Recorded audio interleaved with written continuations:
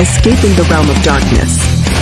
The paranormal guys are on a quest to find the answers to the hard questions of where the normal meets the paranormal and the weird, and where the natural meets the unnatural. So grab your holy water, call your mama, and get ready for the Paranormal Guys podcast. Ooh, the Paranormal Guys podcast is back. We are back. Today's date is June 10th, 2023. This will be broadcast on June 15th, which is a Thursday after 12 p.m. And it'll be circulated to all of our little areas that we do. We do YouTube, we do Spotify, and other things. We do it all. We do it all. You name it, we do it. So it's all out to all the outlets. So on the 15th, this will come out after 12 p.m. Steve, what's new with you, dude? What's new, dude? What's new? What's different? What's shaking, bacon? What's shaking? It's summer, right? And the grass needs to be watered. It's kind of been dry in Chicago in the area. My grass is like yellow. Oh, it turned yellow? Mine was turned brown. But the guy next door, like across the street from me, he's got the greenest grass ever, I swear. They always say the grass is greener on the other side, but absolutely it is. And then I was talking to him this afternoon, and he told me exactly how to do it. So challenge on. I'm going to get the greenest grass in the neighborhood. I'm going to show him. No, I'm just going to show them all. Show them all. It's kind of interesting. I've always been kind of like against growing like just grass. Like I have a garden in my backyard, and I grow a lot of food because I think it's more important to grow like something you're going to eat than something you're going to mow. You know what I mean? Well, you can do both. I mean, you can. You could do both, but why waste garden all that water on the lawn? Well, you got a garden? Whatever floats your boat, dude. No, but do you got a garden? No, I have a grocery store. Oh, okay. All right. It's easier to hide a body in the garden than at the grocery store. Just saying. Oh. All right. Well, I guess we're not going to our barbecues this year. This guy here. There you go. Sorry. So today's episode, young Steven, we are going to be talking with Mr. Jack Chavez, who has been on our show before. We are going to be talking about a cryptid called crawlers, and we'll let him explain everything to us about what the crawlers are. It's a very interesting interview that we did with Jack, and it's also a build-up to what he's going to be having going on. Steve, can you pull up the event that he is going to be having, which is going to be in 7 days? Chicago Paranormal Convention, June 17th, from 12 p.m. to 7 p.m. 6 speakers, tarot card readers, tea leaf reader, over 80 vendors, and it's in Countryside Conference Center, 6200 Joliet Road, Countryside, Illinois, 60525. And guess what, boys and girls, children of all ages? It's only $1 for admission. He's also going to have food out there. $1. Wow. I don't know, what $1 can get you these days. Man, I remember, you know what? I ain't going to lie to you. I grew up in the 70s, my young life. I remember going to a store called Edmar, and I could get a candy bar, a soda, and a bag of chips for $1, man. Yeah. Yeah. You can't do that now. But now you can go to a paranormal conference with Jack. Right. Oh, and us. And we'll be there. We'll be speaking there. Yeah, we're going to be speaking. Well, you're going to be speaking.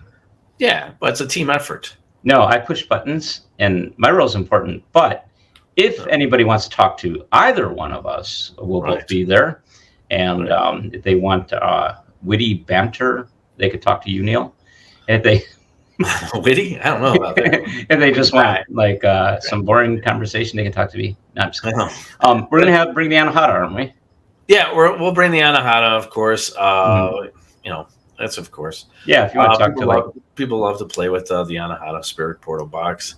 But there's gonna be other people out there, so we're going to enjoy the company of others that are going to be out there. One of the guys who was on our show, Barnaby Jones, from Caps, he's going to be out there. Nice. Yeah, he's going to be a speaker out there. Jack got Mr. Chris Fleming, who's going to be out there. Chris will be there? I just signed us up with for Chris Fleming's conference as well in July, a Paracon. I'm going to be going there, but I'm going to be going there with Kylie. I'm not invited. No, I'm just kidding. I have a thing, but Kylie will be there. Yeah, Kylie's going to be there with me, and we're going to represent Graveside Paranormal and the Paranormal Guys podcast. Try to get some more people to do interviews with very interesting people.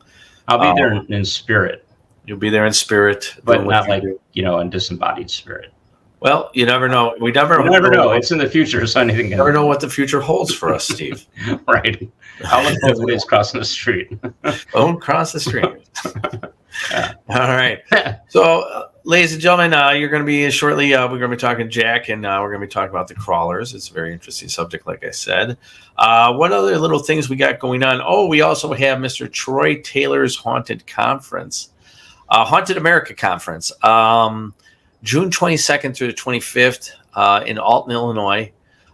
Deadline for advanced tickets is June 16th, so that's this upcoming Friday. Mm-hmm. We're going to be out there. We're just going to be a vendor out there. We're going to be, me and Steve are going to be there for 2 days. We're going to be there on the 23rd and the 24th. 23rd and 24th, me and Steve will be out there. We're going to be just doing, promoting the Paranormal Guys podcast, and just talking with great people who are going to be out there. So we're going to be out there on June 16th as well. Are we going to bring the Anahata? I think we should. Oh, yeah, you have to, dude. I mean, You have to.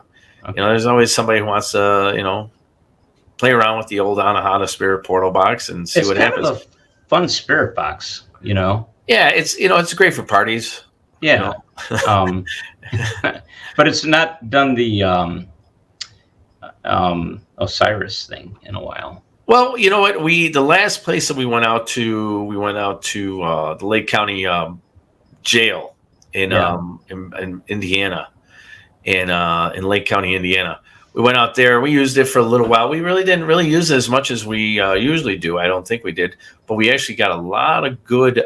Steve, I got a ton of EVPs when I was with Pat and Rebecca and my wife. It's crazy the amount of EVPs that I went through, I sourced through, listening to. And I'm going to be showcasing them sometime soon in the next couple of months. And the one other thing was that EMF detector. We had like 3 or 4 EMF detectors lined up inside the county jail. Yeah. And I played the song. What was the name of that song? Ave Maria. Ave Maria. Sorry. Beautiful. Ave Maria. And we played that inside this old jail. Mm-hmm.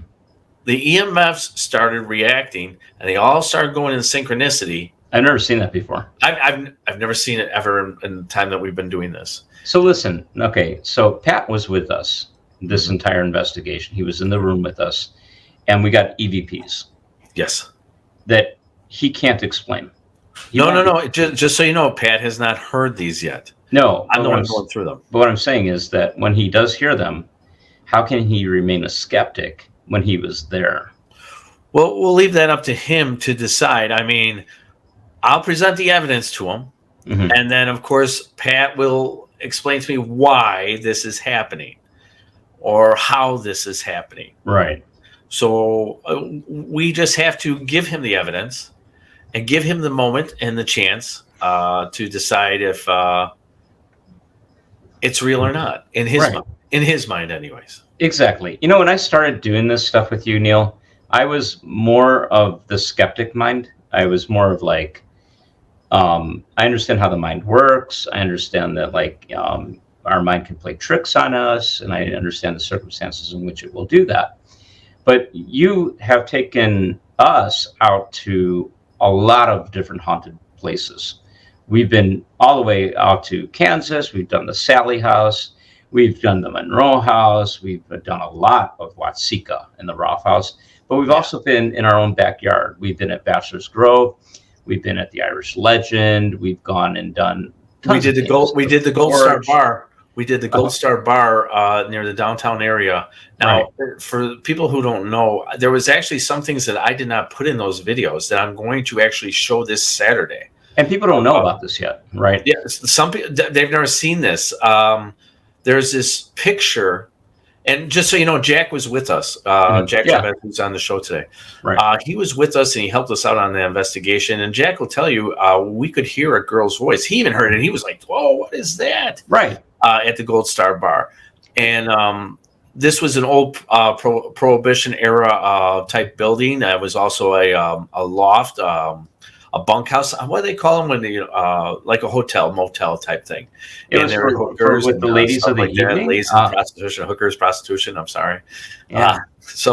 Ladies don't of call the them hookers anymore. There's a politically correct term. There's politically correct words now. They're sex workers. Sex workers. Yeah. So they weren't called that then. They were called they're out there doing what they do best. Okay.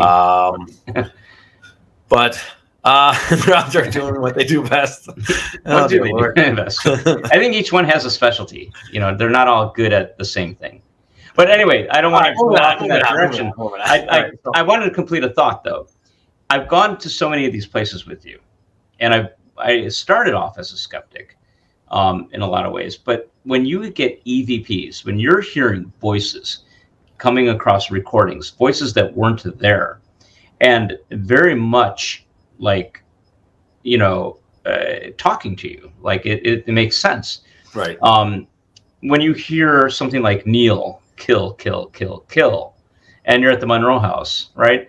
Like, and you were in that room and you're hearing it on the recording, you can't remain a skeptic for long. You can't explain, like at the Whispers Estate, where Tommy and Ben, right? Or James. I'm sorry. Benson. Benson. We're in the closet, the haunted closet where people get scratched. And you hear, "Are you touching my leg?" "No, that's my leg." Like, how does that happen? You can't remain a skeptic for long. And so Pat has been at the Cook County jail with us. He was locked in there with us. Lake County. I'm sorry. Yeah. And when he hears these EVPs, I can't see how he can continue to be a skeptic. We have to convert Pat.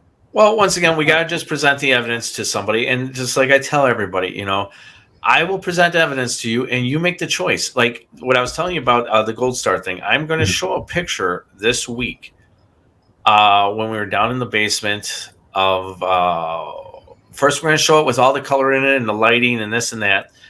And because I noticed something, I took all the brilliance out of it. I took the lighting out of it. I took the color out of it. And when all that's gone, you should not get any color whatsoever. But all of a sudden, in the middle of there, on this box, in red, these, what looks like to be Aramaic or Arabic, I hope I'm saying it correctly. Arabic writing on this box. And I'm like, how is that possible? So like I told you, because I explained it to you, my son's friend knows Arabic writing, and he doesn't know that we do ghost stuff. He doesn't know nothing about me. I don't really present it like that. Right. And I handed him this. I said, "Hey, does this look like Arabic writing?" He said, "Yeah." He goes, "It's kind of rough though." I go, "Can you make it out?" And he goes, "Yeah." And so he looks at it and he says, "It says something like, 'Be careful what you do.'" And I was like, "What?" I go, "What?" I go, "Come on, man." I go, "That's freaking weird." Yeah. But that was actually part of the picture. And what he told me about that after I was like this, I was like, "Oh damn." I go, "Man, maybe I should slow it down." And that was the night where we first heard the spirit box say Osiris, right? Right. Yeah. Now that Osiris thing, that was really, really weird, man. We also got the Osiris when we were actually with Jack again. Yeah. At that one church in Maywood. Is it Maywood that we were at? Or Cicero? Illinois. Cicero, Illinois. Mahala Bacon's? Mahala's, Mahala's church. We got the Osiris out there. So wait, this only happens when Jack's around? I don't know. But it was odd. But I remember I try to keep a detailed memory on certain things, so that when I do get asked questions about these things, I try to keep everything up in the old noodle. Even though my family will tell me that I'm losing it, I do try to keep it up in the noodle. Well, when we're there on the 17th, and Jack's there, it'll be interesting to see if Osiris comes up. I'm going to be paying attention. Yeah, that's a good thing to do. Mm-hmm. All right, so. With that being said, we're going to be there on the 17th. We're going to be out there speaking, and we're going to be out there fraternizing with people and having a darn good time. But let's bring into the news. I think we're going to bring back this segment tonight or today, Truth or Bushizzy, Steve. And you know what? I'm going to let you do the first story, and then I get to go first. Yeah, you go first this time. I allow. I'm a good guy. So the idea of this is for people who don't know what Truth or Bushizzy is we're going to present to you two news stories. Mm-hmm. Can you figure out by the end of this segment what is truth or what is Bushizzy, which means BS? Now, the folks watching this, it's going to be recorded, right? And it's going to go out on the 15th. How do they interact with us to let us know whether they think it's truth or Bushizzy? Maybe just leave a comment and say, hey, I thought this story was truth, but it was Bushizzy. Well, they can go to our Graveside Paranormal on our Facebook and the Paranormal guys on Facebook. And after you see that the episode's been put up, put on your comments on there if you wish to. I would appreciate it. Or send us emails. Oh, speaking of emails, I've been actually getting a lot of emails from a lot of people all around the United States as well as foreign countries. Yes. Of having me come out there and find out what's going on with their hauntings, their possible hauntings that's going on with them. People have been sending me pictures. I actually just got a phone call from a lady yesterday. So I talked to her for a little while. So I would say we were getting them at least 2 or 3 times a week, these phone calls. Getting emails 2 or 3 times a week. It settled down a little bit, but now it just all of a sudden did another uptick, and I've been getting more stuff lately. We always get back to people, and so I try to get back to. I understand, ladies and gentlemen. I appreciate you listening to us, but I can't solve everybody's problems, and there's just a fact. I'm not going to lie to you, and I'm not going to blow smoke up your butt. But we'll get back to you. But I will get back to you. I will get back to you. Like take for instance, we got somebody from I think it was Pakistan or something. I'm sorry, I can't get there, man. No, you're not going to get the air ticket to go there. No, I can't do that. I have a normal job in life. But you could we can refer them to a group in Pakistan. So what I do, just so the ladies and gentlemen, and some people will tell you some of these emails that I got. Like I got this one from somewhere south. I forget where. So what I do is I go ahead and I do a search for people in that area, and I try to call that paranormal group and try to talk to them to see how they could help or something like that. Then I put someone in contact in that local area for them.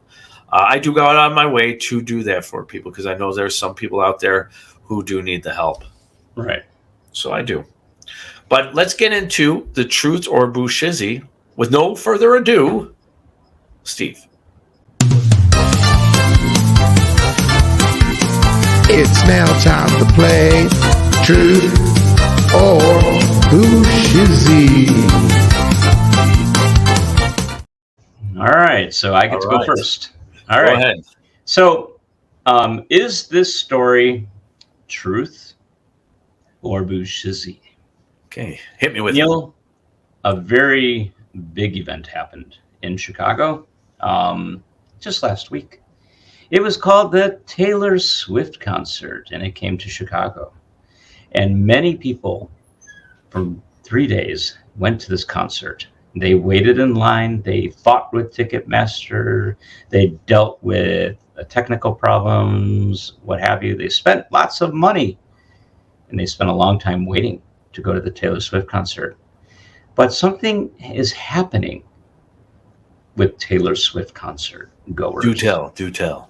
So this has not just happened in Chicago, which it did just a few days ago or last week. It's happened in New York. It's happened in other places. There's a phenomenon happening where Taylor Swift fans are reporting something called a post-concert amnesia. Basically, the concert goers go to the concert. They have an amazing time, I guess. And the next day, Neal, they can't remember being there. That's crazy. How don't you remember? I mean, you spent all this money, which I've heard these prices. My wife explained to me the prices of these tickets. $1,000 for and a couple tickets on. You don't have amnesia about it? I mean, One of the best shows too, by the way. I hear that there's a lot of production that goes into this. Okay, sure. Lots of production. There's big semi-trailer trucks that have like Taylor Swift printed on the side. Right, it's a big production. Sure, like a whole fleet of trucks with media equipment, big screens, everything. Right, high-tech stuff. Mm-hmm. And then they can't remember what happened. So back in the day, so the folks listening to us, hopefully we got a wide range of big audience of different ages, but the folks who are like yours and my age, right? Maybe they're in their 50s. They might remember seeing a group called, or maybe they're a little bit older, Pink Floyd. Did you ever hear a group called Pink Floyd? Of course, Steve. Of course right? I have. Like the kids are like, huh? What? Well, there used to be this conspiracy theory because Pink Floyd had an amazing kind of like presence on stage too. They had a lot of media and stuff like that, and people were actually forgetting the Pink Floyd concerts. This is actually not an actual new phenomenon. Some people believe that there's a mind control element to it, and now that we're in the current day, instead of Pink Floyd, right? They're doing this with Taylor Swift. They're testing out this amnesia stuff. Now, I think that's a little out there. There's a psychiatrist, psychologist in the news article who says that basically the amnesia is due to a high level of emotion. And so there's this process that happens when we make a long-term memory. Our mind will go and experience things, and if there's an emotional impact, it'll make a long-term memory.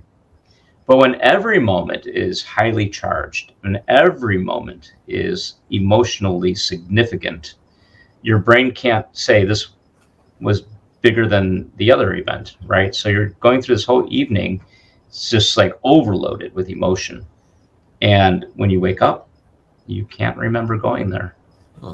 I mean, you remember going there, but you can't remember the concert. You can't remember all the details and maybe the songs that were played. Yeah. So I guess, like, calm down is the moral of the story.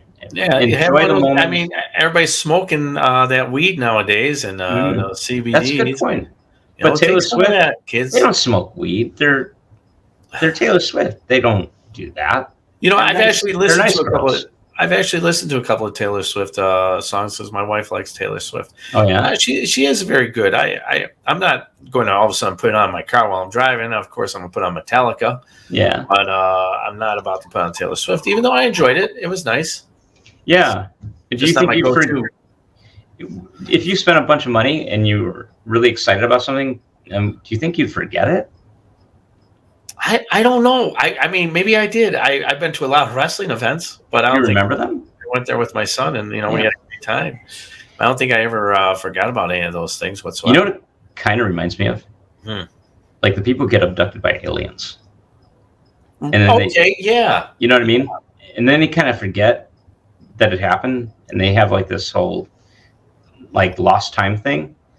I wonder if one day people are just going to spontaneously remember the Taylor Swift concert, like they remember the alien probing them, like they forgot about the probe. All right. Let me just put the scenario for you, okay? All right.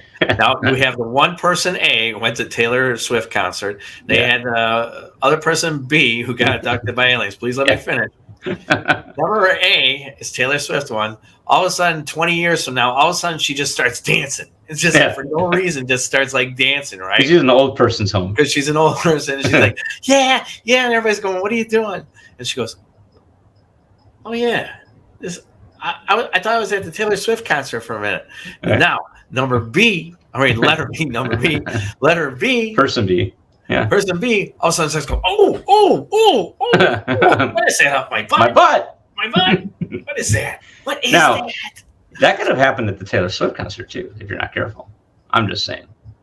All right, we weren't going to go there, dude. We're not going to go there. Just saying. It could happen. All right, well, that's some interesting news that you do have there, young Stephen. My news, it is a very interesting story that I came across from the Marco Island Gazette on June 7th, 2023 in Marco Island, Florida, which I've been to. It's a very nice place. Very beautiful, very beautiful. On one sunny summer afternoon, a young girl, Emily, was taking a leisurely stroll along the riverbank with her guide dog. So she has problems seeing, but she has a guide dog with her.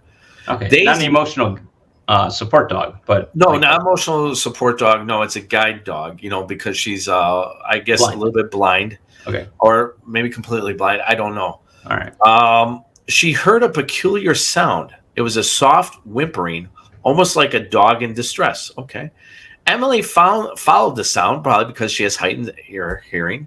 Her tiny fingers trailing along the grass until they brushed against something unexpectedly scaly and rough. Oh, God.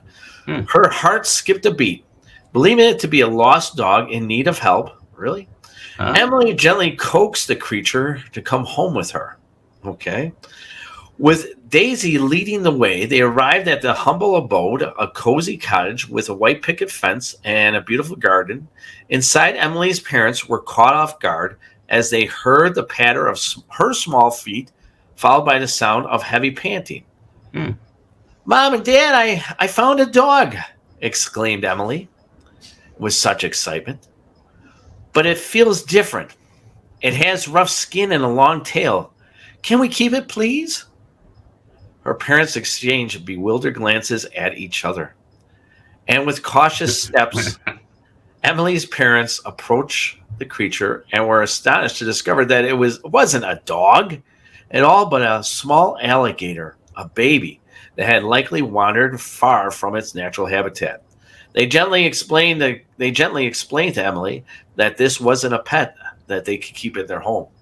No, it's an alligator. Those things freaking grow huge, man. Was it a baby? Yeah, so it was a smaller size alligator, not a full-grown, 7-foot alligator. Okay. So Emily's disappointment was palpable, but her parents assured her they would find a safe place for the alligator to be returned to its natural environment in Marco Island, Florida. They contacted the local wildlife authorities, who arrived promptly to assess the situation. Together, they carefully cradled the alligator, ensuring its safety, and made arrangements for its proper release in a nearby nature reserve. Emily listened intently as they explained how alligators were wild creatures but left their natural habitats where they could thrive and grow. So this is odd. This is a very, very odd story.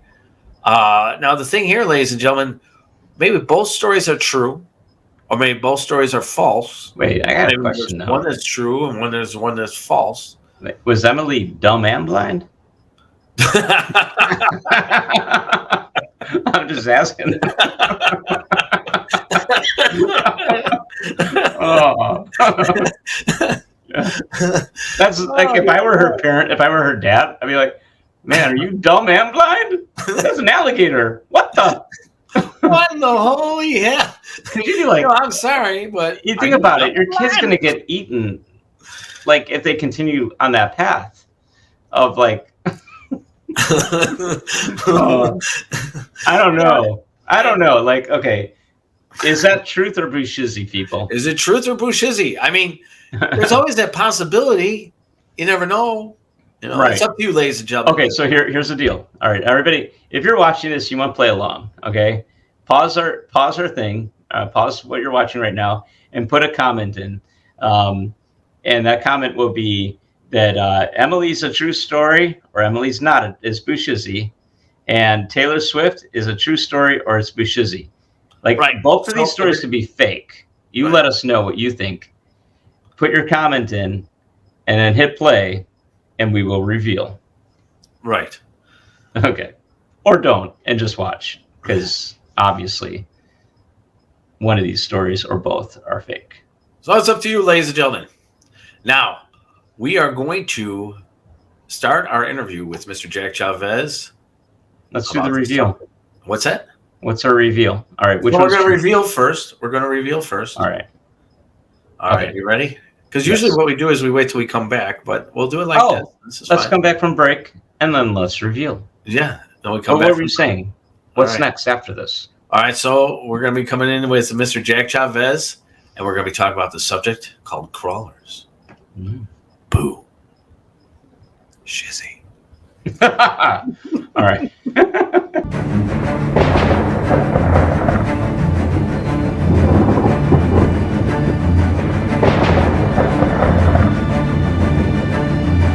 Attention, all lost souls. It's time to get into the shadows with Shell. By the Night's Cruel Spell by Shell Ward. In the realm of shadowed nights where fear takes a dark hold, two friends ventured forth, hearts beating bold. Under a crescent moon's pale and feeble light, they enjoyed each other's company, unaware of the impending fright. Their laughter echoed through the empty street, a bond unyielding, a friendship so sweet.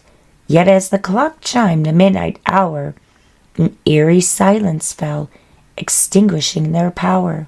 From the depths of the darkness a presence took form, an 8-foot creature that was something out of the norm. With limbs contorted, all twisted and grotesque, a man-like figure started crawling, seeking to transgress.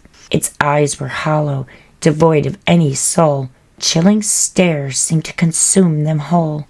Unseen whispers danced upon the midnight breeze. Their hearts were frozen in terror and soon brought to their knees. As it crawled with sinewy grace, a macabre sight, their courage waned and was replaced by sheer fright. Every step it took etched fear in their minds, an abomination born of nightmares' designs.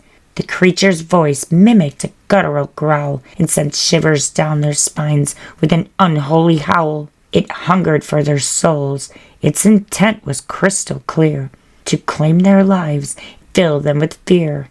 Their footsteps faltered, and with hearts racing fast, they knew on this night they might breathe their last. In desperation they sought escape's embrace. Fleeing the creature kept a steady pace.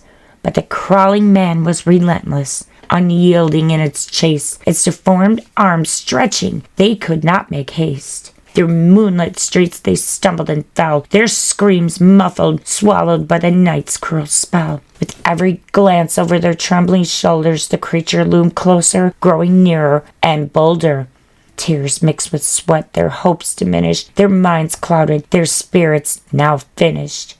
Finally a sanctuary they found, a haven quite bleak, an abandoned chapel offering the solace they'd seek. They barred the door and began praying for divine might, hoping the creature would vanish with the morning light. But as the moon sank beneath the horizon low, a haunting laughter whispered a dreadful blow. The crawling man began scratching upon the chapel door, its vile presence seeping through, chilling them to the core. Now trapped in the house of worship, knowing their fate was sealed, the friends clung to each other, their hearts congealed. As the creature's howls pierced through the night, they faced their destiny, embraced the final fight. In the pitch-black void of the forsaken place, their cries for mercy echoed, lost in endless space. Their souls devoured, consumed by the dark, a terrifying end, an eternal mark. Beware, dear wanderers, when the night's curtain falls, for lurking horrors await in the realm where darkness sprawls. Walk not with blind courage, nor foolhardily cheer, lest you stumble upon the crawling man and meet your darkest fear. And now, back to the Paranormal Guys podcast. We're back. So was it truth or Pushizzy for the Taylor Swift that everybody got amnesia and never remembered a damn thing? Just some people. Some people, not all of them. Not all, but most. Steve, what was it? It's true.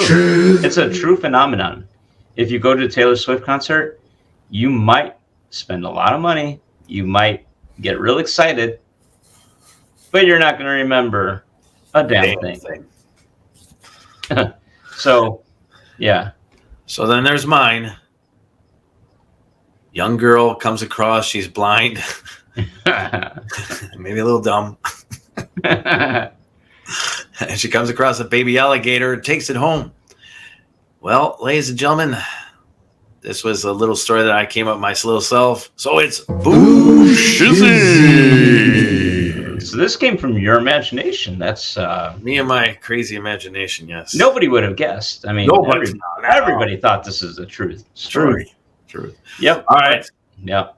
There you go, guys. There you go, boys and girls. So, all right, next, Jack Chavez, crawlers. All right, Steve. Guess what? What? It's time. It's time for Mr. Jack Chavez of Paranormal Chicago to talk to us about a weird little thing going on called crawlers, skinwalkers, or rakes. They come by many names, and I'm hoping that Jack's going to be able to explain everything to us and tell us some detailed stories, because I'm finding out by the research I'm doing, Steve, is that a lot of them are in the Midwest. Yeah, they are in the Midwest. And Yeah. we're So also, let's- isn't Jack having... Jack's having an event, right? Before we bring him in. Jack's having an event. It's going to be the Paranormal Chicago Paranormal Convention. Once again, June 17th, 12 p.m. to 7 p.m. 6 speakers, and guess what, Steve? We're one of them. What? Yes. Nice. Tell your friends. Tell your neighbors. They all know. Tarot card Actually, readers, I'm excited tea about readers, it. Over 80 vendors in Countryside Conference Center, 6200 Joliet Road, Countryside, Illinois, 60525. And only $1 admission. So let's welcome in Jack of Paranormal Chicago. Jack, hey guys, Chavez. how are you? What's going Thanks on? for having me. Jack. Thanks for being here. You're a Glad to man. be You're here. a guy. Yeah. A roaming reporter. What? So what we want to talk about today is, number one, first let's Sure. talk about your convention. Tell us all about it so all our listeners Yeah, so the understand. Chicago Paranormal Convention will be on Saturday, June 17th. There's going to be 80 vendors in total. There's going to be 5 presentations on various topics of the paranormal. And there's going to be music, there's going to be food, and it's only a $1 $1 admission for the public. So I'm looking forward to it. You know, we had a couple last year, and yeah, having more than one convention in one year, it takes a toll on you. So yeah, so definitely not going to do that many this year, but they were all successful last year. So this year should be just as fun too. You guys will be there, of course, and then I'm going to have Karen Lafrano, who she is a cannabis coach, and she's going to be talking about the connection between marijuana and spirituality. And she's a certified cannabis coach. She's really cool. She's really knowledgeable about marijuana and the different strains and how it connects to healing and spirituality and things of that nature. I'm also going to have Chad Lewis, who is a paranormal investigator. And when I say this guy's an investigator, I mean this guy has gone all over the world. He's gone to South America, to Europe, and then all over the country, investigating various types of phenomena, from cryptids to ghosts to crop circles, etc. He has 25 books out right now, and he's going to be a speaker, and he's going to talk about supernatural dares, basically like urban legends in Illinois. Yeah. So cool. He's going to be talking about that. And then we're going to have, God, who else do I have? Oh, Barnaby Jones, who you guys know Barnaby Jones. Yeah. Barnaby, yeah. We've had Barnaby on our show Barnaby before. is Great awesome. guy. He's really knowledgeable. I like Barnaby because his two focuses are cryptids and ghosts, and it's just so interesting because they're two completely different types of phenomena, but you know he does them both. He's out of Wisconsin. He's going to talk about cryptids in Illinois and Wisconsin. So there you go. Right.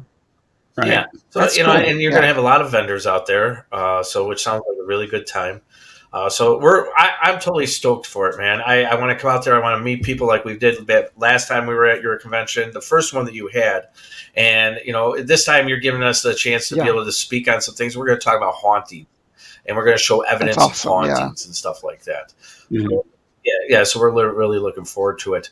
And then it brings us into talking about a thing that you're writing a book about Mhm. called crawlers. Yeah, of course. So Explain it to us. I came across this phenomenon a couple years ago, and it was these sightings that were said to be of these creatures that were anywhere from 6 to 7 feet tall, sometimes 8 feet tall, sometimes even shorter, like 5 feet. But on average, 6 to 7 feet tall. They're all white, emaciated, hairless, and the reason why they're called crawlers is because even though they're technically bipedal creatures, they're often seen on all fours crawling around or doing like a galloping type motion when they run. So they've been dubbed crawlers. Hmm. Yeah. Um, I became fascinated by this. At first, I thought it was a hoax. But then I started to talk to people, and then I started to reach out to more people and more people, and I began interviewing people, and I've collected a good amount of reports, and I no longer think it's a hoax. I don't think these people are lying. They're seeing something. What they're seeing, that's the part I'm working on, but they're definitely seeing something, you know. Wow. So these people are seeing this fat, and I've seen videos, and some of them I find out later after research that people blended videos. See, we live in such a society now that it's hard to tell what's real and not real. Like I actually just got a video from a lady about down in her basement of about a hand Yeah, going across a wall, right? Hmm. And then it pulls back.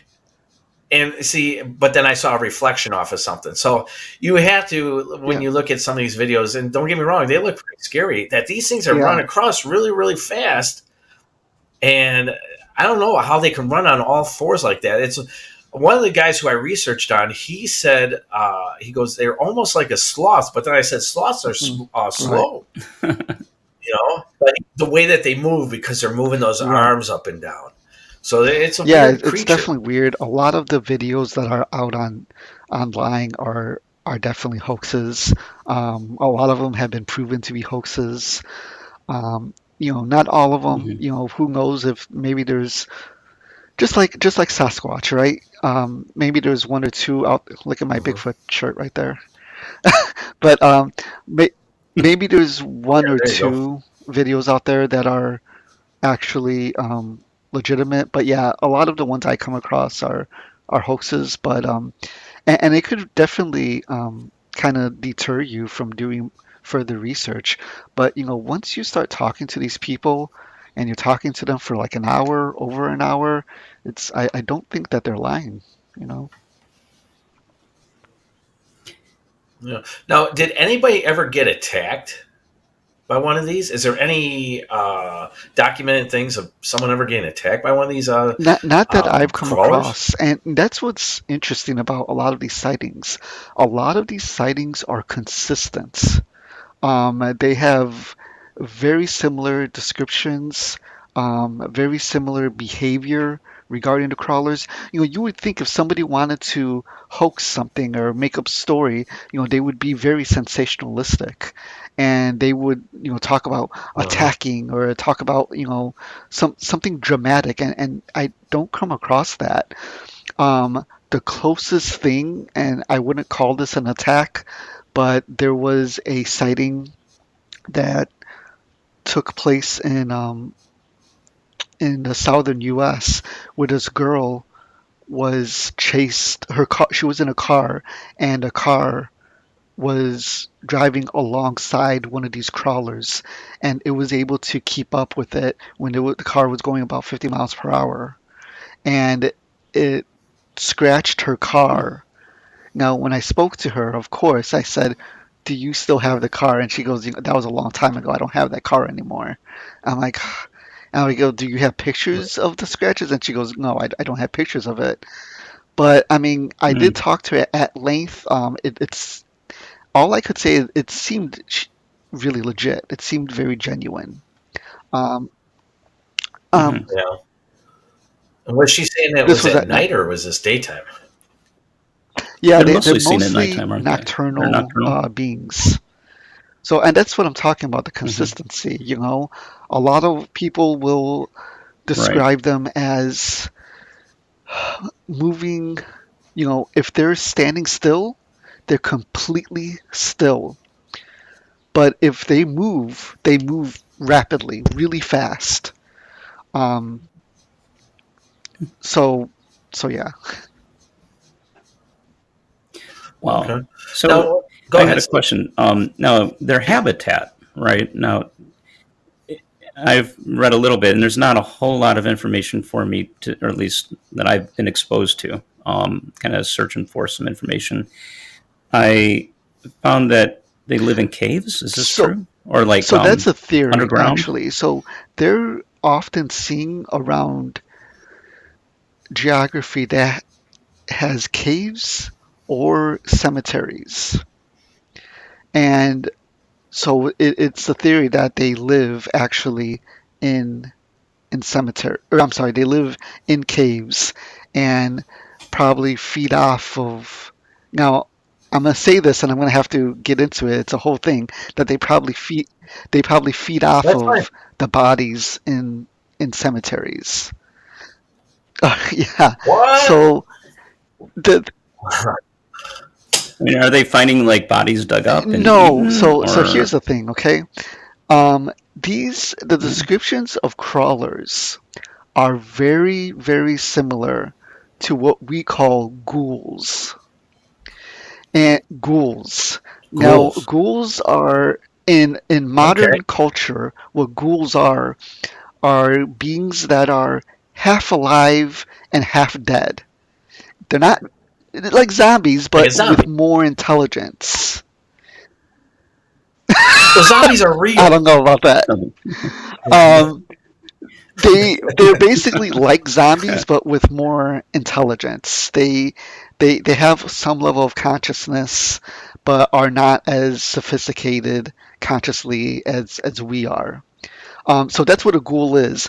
Often you come across ghouls in Mhm. like Dungeons and Dragons, the role playing game, or a bunch of other like Mhm. fantasy type the fantasy genre. You come across ghouls a lot. They're always lumped in with like they're always living the same world as orcs or goblins, things of that nature. But that's what ghouls are, and it's really interesting because ghouls are our modern concept of ghouls is totally fictitious, but yet these crawlers match exactly what ghouls are. So I don't know. Now, So there could well, the oh, thing I'm sorry. Go is, ahead. so I started doing research on this, and I wanted to know, where do ghouls come from? What is the origin of ghouls? Well, ghouls are a come from pre-Islamic Arabic religions. So the area that Islam started, it used to be a polytheistic. There was a it was a polytheistic religion. There were various religions that were kind of coexisting with each other, and that's where ghouls come from. Ghouls are mentioned a lot in the book A Thousand and One Nights, the Arabian Nights. Yeah, Yeah. That's where gin. That's where gin exactly. comes from too. And the problem Yeah. is, though, when you trace back to ghouls to that time period, their descriptions are very different. They're not they're not so physical. They are a kind of like this ghostly presence, and they're described as all black, whereas crawlers are described as white. So then, how did we get the Right. concept of the modern day ghoul then? Well, there was a Frenchman, a French writer named Anton Galland. This was, I believe, in the late 1700s. Um, Anton Galland translated the Arabian Nights for Westerners. And when he translated it, Okay. he added a bunch of things and he changed things. And one of the things he changed is ghouls. And he created ghouls to be flesh eaters, that they roamed around coffins, they ate flesh. They're these zombie-like creatures. So that's actually where we got ghouls from, Mhm. and that was a pop that during that Mhm. time that became like a popular monster. And down down the centuries, ghouls evolved into what we have today, um, what you see in like Dungeons and Dragons and stuff like that. S- So is there that they could be the crawlers, ghouls, if you will, could be tunnels underneath cemeteries. Like let's say hypothetically, all of a sudden they know that Right. a fresh one's coming in, right? So what they do is they have tunnels and they go to that next one that's underground and they just rip open the side of the thing, Casket. the Casket. Yeah. tombstone or the casket, and they rip it open and then Yeah, they I go to mean town on it. that is one idea. Wow. Because I mean you guys brought up a good point. Like, are there a bunch of graves that are what's the word, disinterred? Is that the word? Um, Mhm. but Hmm. there Dysentery. isn't. There really isn't. So Dysentery. I've thought about the same thing that you said, Neil. Like, is it possible that they're digging holes for far away? I mean, is that why their arms are elongated? Because it helps them with like digging, and then they're able to create these tunnels. Yeah. It's definitely a possibility. Um, But they got to So get through like concrete, right? Because caskets just don't go in the ground, right? They're put in a sarcophagus type yeah, thing, and right, they got to, yeah, they got to yeah, get through and then the quite a bit, caskets themselves are pretty thick. So I wouldn't right? know how they would do that. So I'm kind of like I'm kind of stuck in this.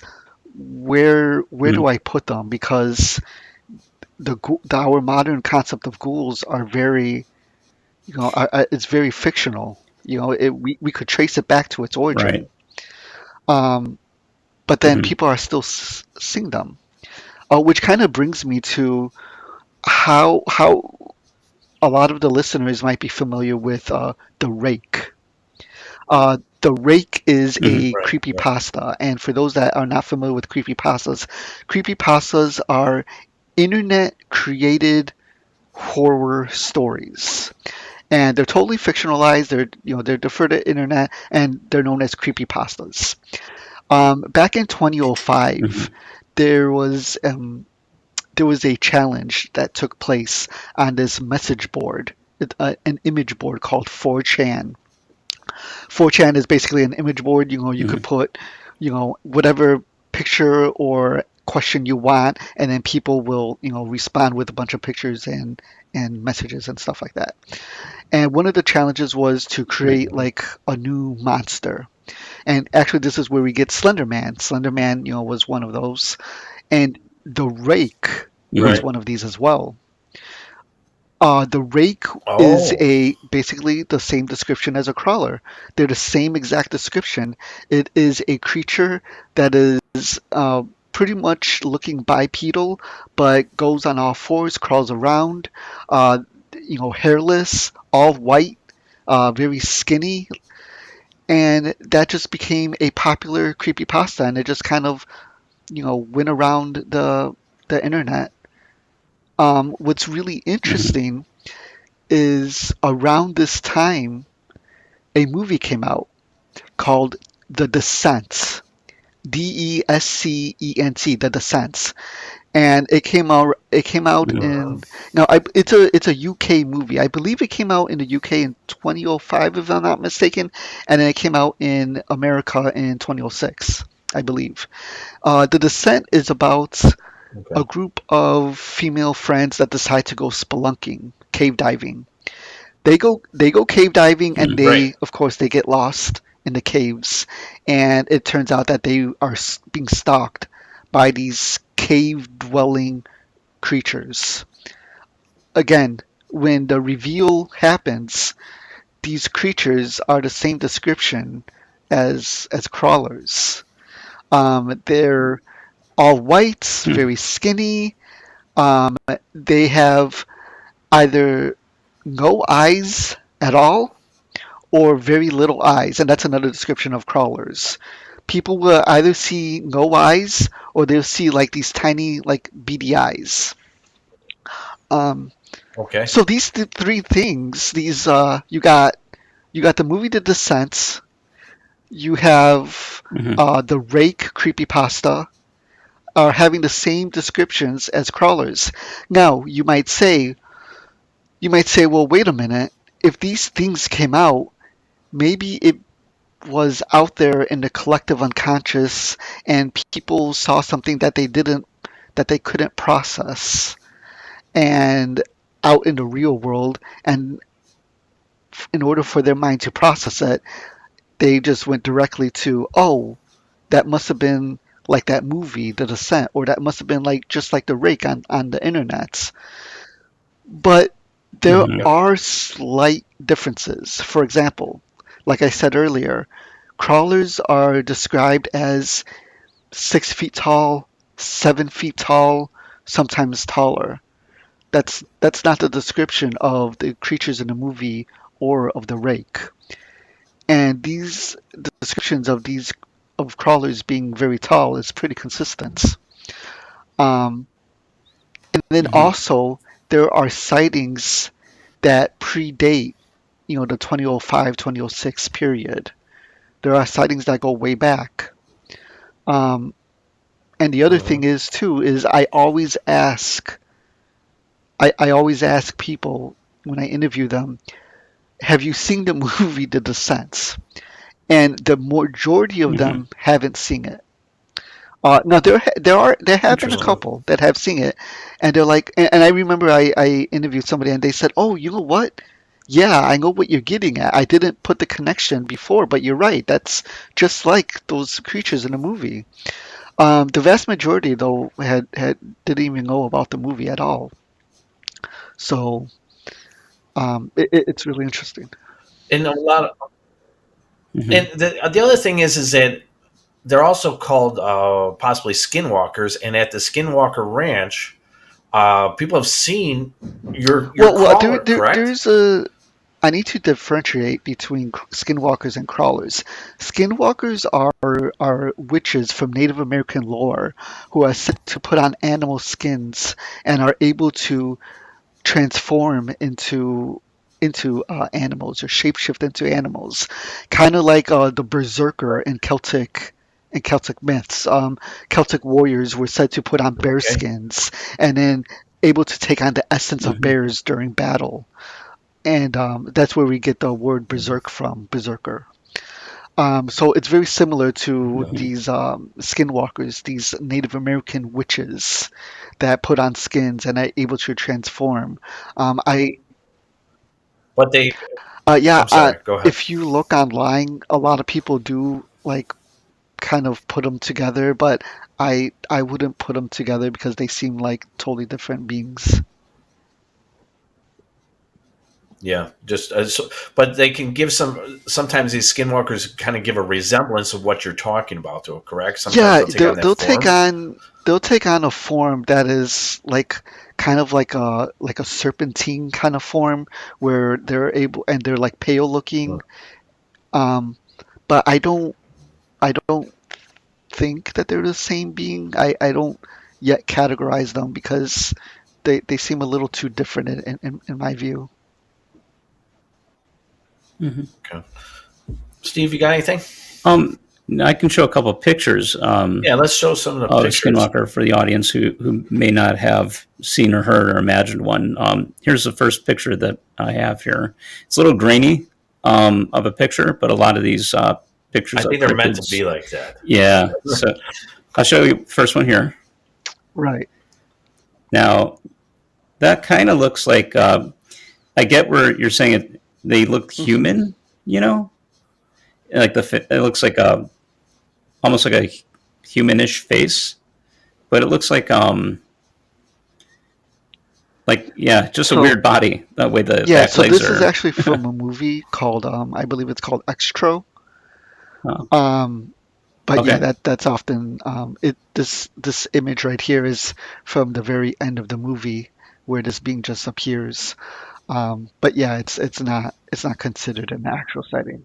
So that's not like a in the wild type of No. captured photograph. It's Yeah, So it's it's just from a from a movie. movie. a movie. Okay. And then we have this picture here. Yeah, so from what I was reading, this is from like one of those independent video games. And this is the image that's often Yeah. used, but it's not, again, it's not considered an actual captured image of a crawler. Now, have you ever come across an actual that you believe is an actual picture? Have you ever come across one? One that I believe is an actual picture. I never say that one is for sure, but Yeah. there's definitely pictures I've come across, and even some videos I've come across where I think like maybe this might be legit, you know.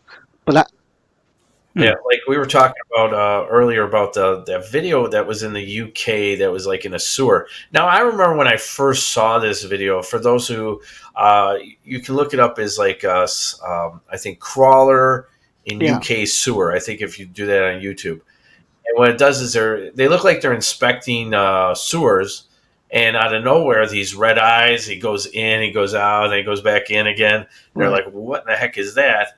And the first time I ever saw it, I was like, "Oh dear Lord!" But I've been yeah, fooled many times. So then, sometime later, yeah, I find out it's BS. You know, so many of these things, man. Like we were talking about one time. I think actually you were on the show. We were talking about that mermaid that was found, and I believed it because it was Animal yeah. Planet, He's right? like, Steve, Steve, check No, this just out. see this, dude. And then all of a sudden, right. once again, I've been fooled. I've been bamboozled. Um, go ahead. Now, no, I'm sorry. I was wondering, like, I get there's a lot of films and out there, not a whole lot of stuff that's genuinely out there, as this is a crawler. Um, but there are outside of images and stuff. There's like these shared Yeah. experiences, like you were talking about earlier. One of the shared experiences that I heard about was a like an uncanny, Hmm. creepy feeling. Um, Almost like an ominous feeling that some people have when presented by with a crawler. Is Yeah, that a it is a common common thing. thing? So people will have a sense of dread or a sense of something impending is about to happen. Um, so Hmm. with these consistent descriptions, I felt like it was important to kind of go back into history to see if anything, um, you know, anything is similar to crawlers now, because these this phenomena is relatively recent, and that didn't sit well with me. I'm Hmm. like, how could this phenomena just be recent? There has to be some antecedent for it. So I went back and I looked in various mythologies to see if there was anything similar. And there are definitely similar beings. For example, in Japanese mythology, there is what's called the Jikiniki, and the Jikiniki is a flesh-eating, pale, emaciated, hairless being, and that's said to like haunt like the rural areas in Japan. And there's a couple stories, a couple known stories in Japanese mythology. One of the stories is there was a battle that took place, and there was one remaining samurai. And after the battle, he decided that the respectful thing to do was bury his fallen comrades. So that's what he started to do. And as he's doing it, he Hmm. sees something in the distance. He sees something coming out of the forest. So he puts his hand on his weapon. And as the thing draws closer, he realizes it's not human. So he observes it, and it goes to one of the corpses and starts to consume the corpse. So Hmm.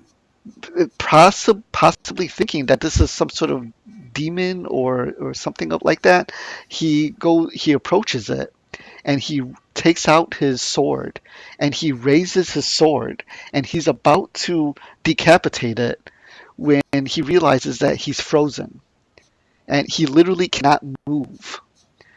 And the thing Hmm. looks up at him, looks back down at the corpse, finishes consuming it, and then the being the crawler goes, or the Jikiniki, I should say, goes to all the other corpses and eats them. And during that whole time, he's forced to watch it without being able to move. And once it eats all the corpses from the battlefield, it retreats back into the forest and he's able to move again. And it doesn't hurt him. Wow. So it likes the cold Yeah, meat, not the yeah, warm exactly. Um, likes It's the got lunch like a there, little there pause button is for you, like another remote control. famous story out of Japan, or it might have been China. It's in one of the Asian countries, and so it was a it was a priest. This story comes from um, the medieval time. I forget if it was China or Japan, but it's one of these. A priest is wandering and gets lost in the woods, and he comes across a cabin, and he knocks, and here comes this guy, and he's very grumpy, and he's like, hey, I kind of took a wrong turn. Do you think I could stay here? And he goes, no, no, no, no, you can't stay. You can't stay at my place. But if you go into town, you could take this direction, and you'll get there. And he goes, well, are you sure I can't just stay here? And he's like, no, no, no, you can't stay here. So he goes into town, and he says, I got lost, and this guy helped me out. And then the villagers are like, no, there's nobody here. There's nobody around here that lives nearby. There's no cabin or anything like that. And he was just like, oh, okay. And then the sun starts going down, and the villagers say, hey, you know, we have this dead body. Can you pray over the body, and while we leave the town? And he goes, why are you guys leaving the town? And he goes, well, at night, sometimes and certain nights we can't stay here. We got to leave town. And he goes, he didn't quite understand it, and they were being very vague, but he agreed to pray over this dead body in this little temple. Okay. So as he's doing it, he sees at the corner of his eye, somebody comes in. And when he looks, he sees that it's not a human being. It's kind of crawling about, and it's described as very pale with no hair. And he realizes that despite his fear, he can't move. And this being, it goes to the corpse and it eats the whole corpse. And it doesn't touch the priest, and it goes away. And he's able to move again.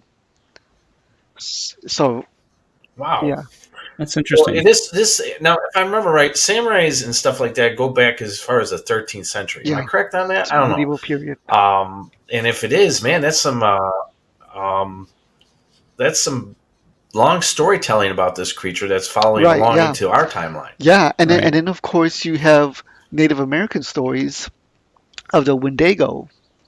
Now, our modern concept of the Wendigo describes it as like horns with like a deer skull, but that's actually a very modern concept of the Wendigo. That's not the original description of the Wendigo. Actually, there isn't too much of a description of the Wendigo going back to the oral stories of the Native Americans. There is this fantastic book called The Wendigo, and it's written by Chad Lewis, actually, who's going to be at convention.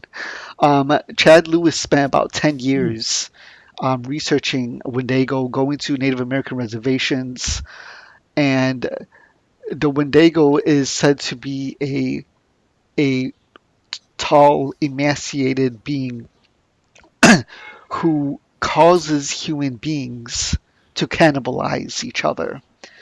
Or if you lived a very greedy Oh, good life, Lord. you die and you become a Wendigo. Um, the original descriptions of the Wendigo, like I said, there isn't much description, but it is considered to be very thin and very tall, sometimes as tall as trees. But if you take into account that There's a lot of mythology. There might be embellishment to it. Maybe it didn't grow as tall as trees, but maybe it grew to like 7, 8 feet tall, like the modern day crawlers are Sure. described.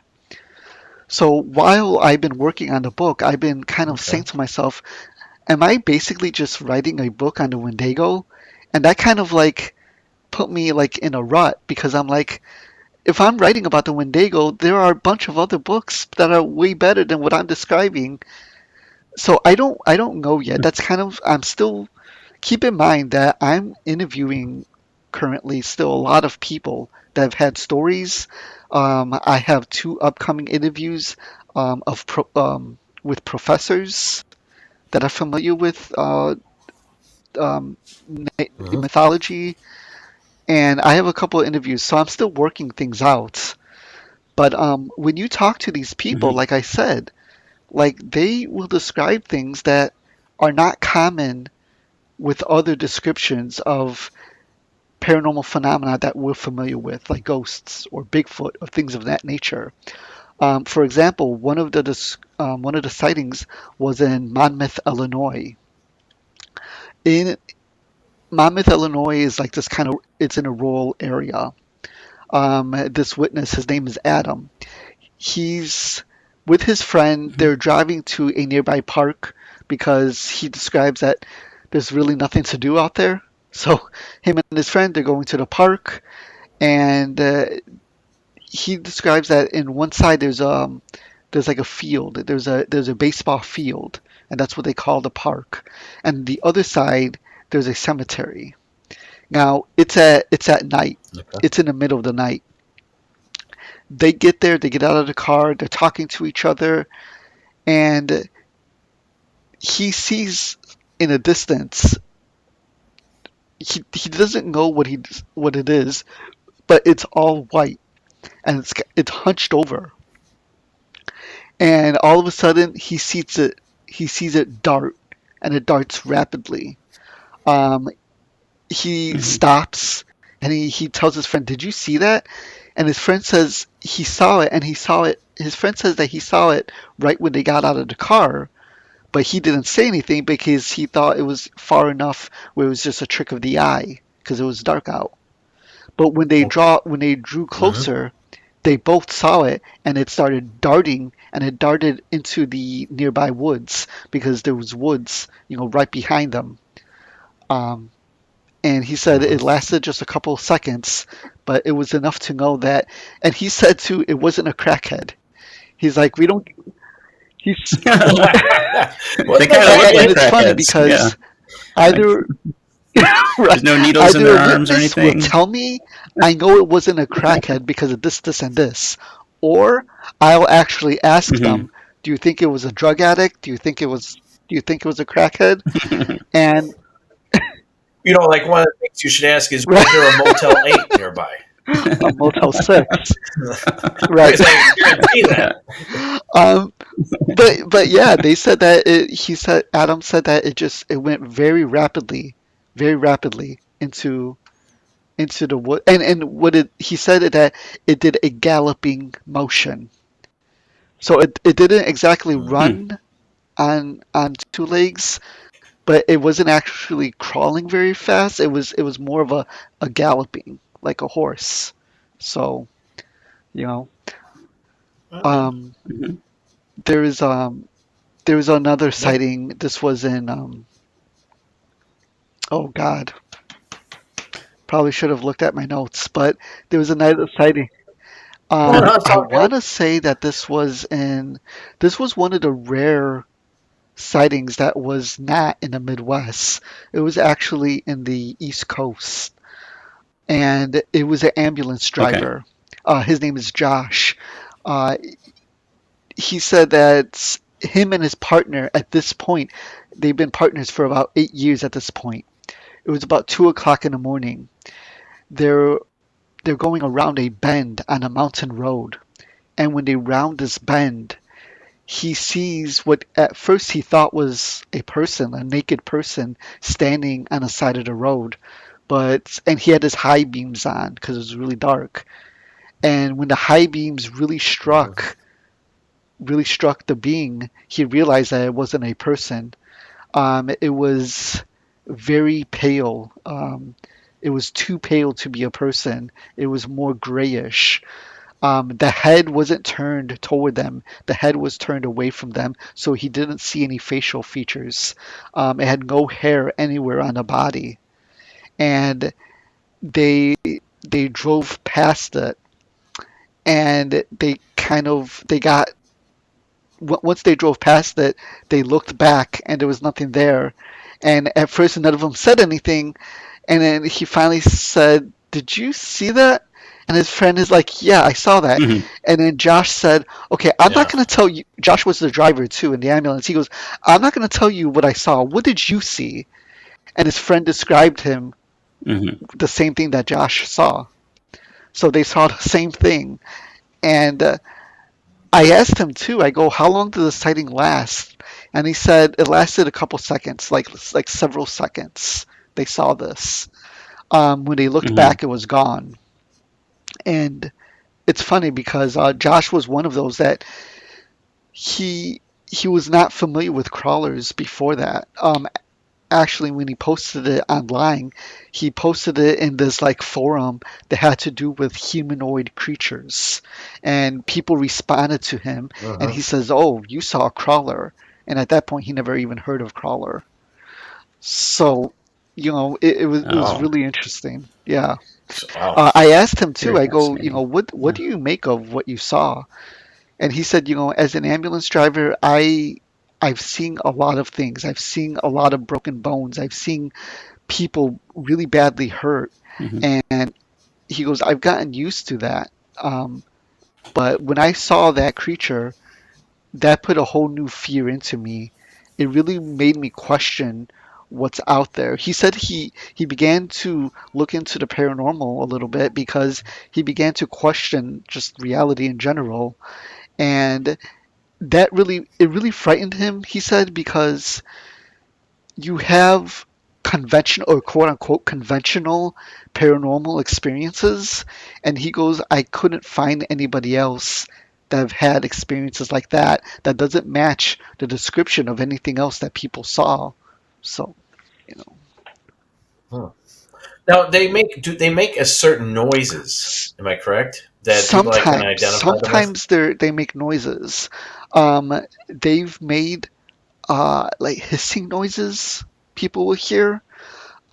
People will even say that crawlers are associated with people mimicking voices, people mimicking the voice of somebody that they know, beckoning them further into the Really? woods, beckoning them away from their current location, and then later on they'll have a sighting of a crawler when they go closer in. So that's yeah, that's really Wow. interesting. That puts another whole spin on it, and what the heck are these things? So I don't know. Mhm. Right. Like, could there be different Right, exactly. classifications of Yeah. these crawlers? Oh, it's really weird that these things are a possibility that they could be out there, and of course, Yeah. Jack would like to Yeah. capture one. What would would What you do you give got to say, advice? Steve? Yeah, would you give advice to anybody if they encounter a crawler? It sounds like they're not, they run away, right? Like you don't It really does need to it does sound like do anything. they run away, but the fact that they could potentially hypnotize you to not move. Hmm. I wouldn't Right. go too close. And also there is that story of Hmm. that encounter with the crawler being able to keep up with a car. Um, we don't A know what these car. beings are, so I wouldn't advise to go too close to it, Hmm. to attack it or anything like that. Um, you know, Right, right. don't try Don't to try to capture capture it. it. Call Jack. Call Call Jack. me, you know. Let him do it. Call Call Jack. Jack. Jack will come out there with some heroin. See if there's a heroin It might not be a or a crack crawler. bag. Right. Can you imagine if that's how you lure them in? And like, can you imagine it's just the drug addicts. They just Yeah. transform. Could you imagine bringing heroin actually works? That's what I'm saying. You go like this. Right. Oh, that's all I did. And then you hear like a voice, you go, damn, all that legend and lore for nothing. And you know what? You look up, you go, yeah, Right. I'm at a Motel 8. So, they seem like they got the qualities of a shadow person, where right. they could freeze you, and then you're filled with dread. Yeah, Well, it seems like You know, a lot of it's different paranormal phenomena have similar qualities. Able to. I mean, look at alien abduction experiences. They're the aliens. You look into the aliens' eyes, and they're able to hypnotize you. You know, so. Mm-hmm. Yeah, true. All right. Well, Jack, once again, as usual, you have brought us some good stuff. Thanks, guys. I appreciate that. yes. So, Jack, tell everybody how they can get a hold of you if they need to talk about these crawlers, rakes, or skinwalkers. Addicts. Crackheads. I'm sorry, I have to So, joke sometimes. I run a Facebook group called Paranormal Chicago. I update it, almost daily with different paranormal articles. I run ghost investigations, and I open it to the public. So I put dates on there. I do a couple speaking engagements. April 29th, I'll be in Starved Rock. I'll be a speaker at Starved Rock talking about the Chicago Mothman sightings. And then, Nice. We're going to be there. that's Jack. awesome. Yeah, The 29th, right? yeah. Yeah, we're going to be there. We're going to be in the audience. I love going to those events. I went to them, and that's great that you're going to be there. I didn't even know you were going to be a speaker there. I was just, Yeah, I'm I going thought to be you a were just speaker going. there. Yeah. So, and I looked up the roster for the speakers, and they got some pretty good speakers coming. So I'm excited about that. Mhm. Yeah. Sam sent us an email just again, and so me and Steve are definitely going to be there. Awesome. That's a Yeah, fact. Starved Rock is a great place. But yeah, you could contact me on Facebook, Paranormal Chicago, or on Instagram, paranormal.chicago. But those are the best places to contact me. So. And once again, you're going to be out at Jack's Paranormal Chicago convention.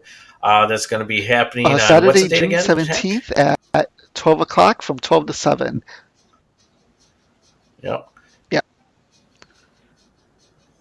So if you ain't got nothing going on and you love the supernatural, the paranormal, cryptids, everything going around, and it has to deal with anything weird or odd, Even if you have something going on, reschedule that's it. right. reschedule Come that. out. Yeah. It's only $1. It's $1. You have And a it's amazing. family man. wake coming up, you just skip it. Just come to the convention. Just Let's skip it. Right. That's right. Got a funeral? Don't worry. Yeah. The crawlers will Don't worry take care about of it. Mine Yeah. can stay on ice. um, All right. Well, Jack, once again, thanks for coming on. I do appreciate it. it's always That's Mrs. great Jack to be on your Chavez. show, and you guys are one of my favorite paranormal podcasts. I think you guys are doing a fantastic Oh, I job, and appreciate it. I really hope to be back on your show. So Great. It's You, easy Jack? with great I think guests we're like gonna you. make like our roaming reporter. I'm going to tell you. So, all right, Steve, you got anything to say before we leave? This has been fascinating. Jack, it's always great to have you on. The only reason our show is awesome is because we have great guests like yourself, recurring. Yeah, We absolutely. do appreciate you. And we look forward to your event. And I guess the only other thing I have to say, Neal, is boo. No, I say that. Damn Oh, it. okay, I you say do it. that. And ladies and gentlemen, boys and girls, as always, boo. Take us out, Steve. Okay. So, Jack,